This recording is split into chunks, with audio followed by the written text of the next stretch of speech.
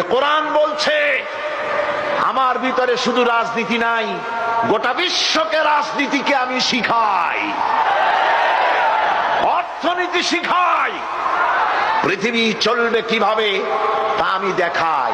এই জন্য এই কোরআনের আসল মুফাসসির তো আমি নই, কোরআনের আসল মুফাসসির তো মাওলানা সিফাতুল্লাহ সাহেব নন, এর মুফাসসির তো মাওলানা আবুল কালাম আজাদ সাহেব নন, এর আসল মুফাসসির তো মাওলানা কামাল উদ্দিন জাফরি সাহেব নন।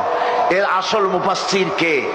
কোরআনের আসল মুফাসসির, জেনুইন অথেন্টিক ইন্টারপ্রেটার, আল্লাহর পক্ষ থেকে নিয়োগ প্রাপ্ত মূল মুফাসসির যিনি, মূল তরজমানুল কোরআন, কোরআনের ভাষ্যকার যিনি, তিনি হচ্ছেন সর্বকালের সর্বযুগের সর্বশ্রেষ্ঠ মহামানব বিশ্বনবী জনাবে মুহাম্মদ রাসূলুল্লাহ সাল্লাল্লাহু আলাইহি ওয়াসাল্লাম।